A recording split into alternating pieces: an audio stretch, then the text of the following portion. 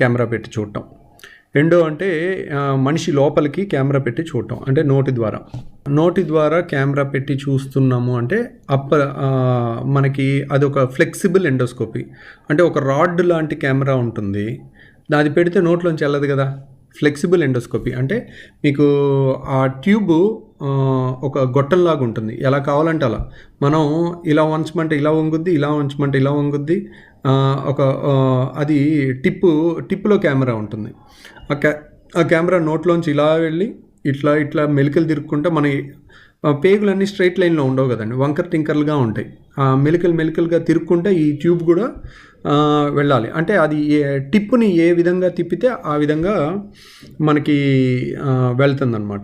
ఈ ఎండోస్కోపీలో మేము రోజు దగ్గర ఒక 10 వరకు ఎండోస్కోపీలు చేస్తుంటాము. సో ఈ ఎండోస్కోపీలో ఏం తెలుస్తుంది అంటే గ్యాస్ ట్రబుల్ ఉండి పేగు